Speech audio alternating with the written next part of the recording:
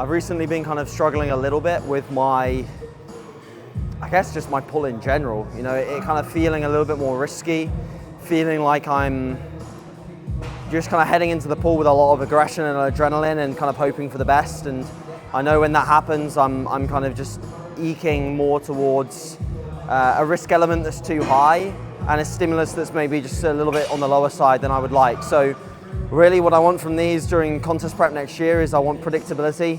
I want something that I can go into knowing confidently that it's going to give me a good stimulus. There is maybe an element of risk, of course, always. There is with exercise, but there's always an element of risk. But I'm reducing that risk as much as possible and maximizing what I can get out of the given set. And you look at several, you know, top tier pros, IFBB, of course, you know, and they're not all of them are doing 5, 6, 7 plate pulls. In fact, a lot of the ones at the top level are actually being really safe. You know, Justin Shire, a great example, someone who's pulling between 4 and 5 plates aside for the majority of his prep.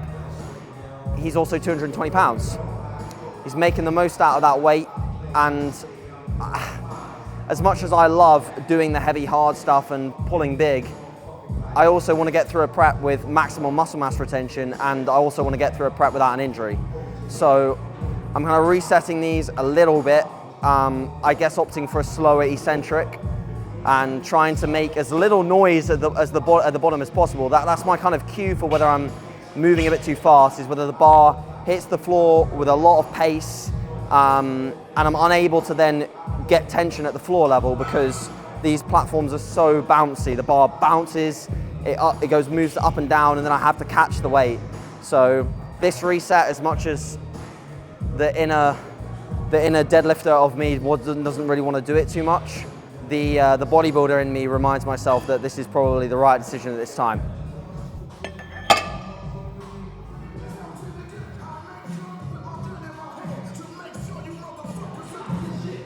Let's go, come on. Come on.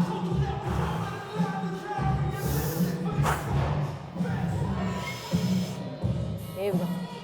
Power, power, power, yes! Nice!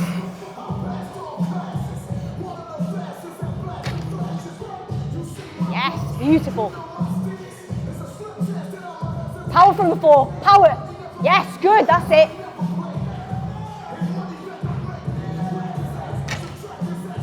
Yes, yes, yes, yes, good, keep them coming.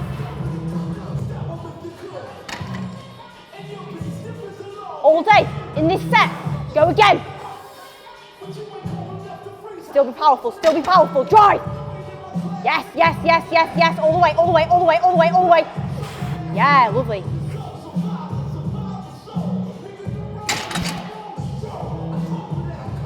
Four. Oh. Get out.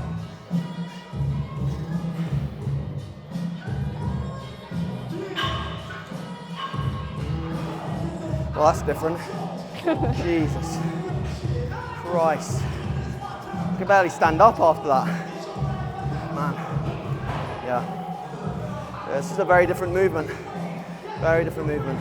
So my hamstrings are going to be a lot more smashed after that.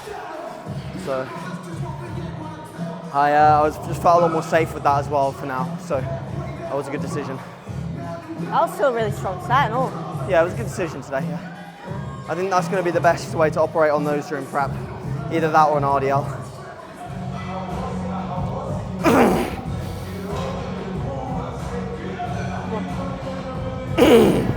Still locked in, drive it back. There you go. Come on now. Big power, big power. Yes, good. Step back. Good. This is better than the Prime Row for me. Yeah. So yeah, if anyone's interested in the bar, it's a Prime Rotate bar with the 8. There's an 8, the number. Fuck. It's a really, really nice bar.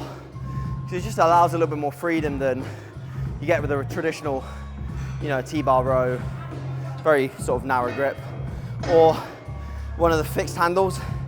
Again, it's just fixed, you know, so you have no freedom of movement. And freedom of movement is something that people bastardize because you People think that it's making it more complex, but in reality it's just making what is already a bread and butter movement and making it better.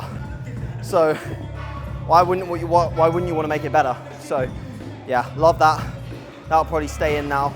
Really easy, just to like, you know, this situation is that most of the machines that will be taken in this gym, whereas the platforms are very rarely always taken unless there's powerlifters in here. So the ease and efficiency of us moving from deadlifts to this is super easy. Probably takes less time than waiting for the prime row.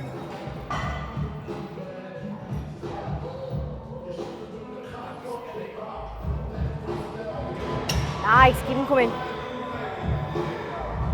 Yeah, good, drag it down again.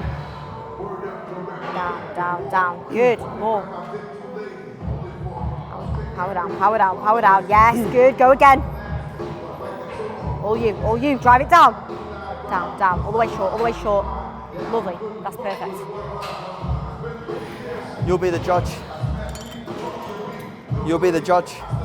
If I look back in their shit, it's your fault. Serious. He's not fucking joking, I'll tell you that. I think there's only so much, genuinely, like there's only so much you can kind of feel in terms of where your arm is. Yeah. Obviously I know when I'm getting it short because I can feel a contraction, but my connection with my lats is so good that I could probably do 15 partials and they can still feel good. So having was there to say whether I've actually got my upper arm down relatively close to the side of my rib cage is a good help. But then again, lats are very specific to the class. There's pros and cons, it's like, I always ask myself, am I actually making use of that third set when it comes to volume? If you are, the biggest telltale is, are you getting a better pump by doing the third set, or is your pump actually good off 2 sets and then no better off 3? She's honestly the most frustrating human on earth. Sorry, what did you say? I'll go get Cybertruck.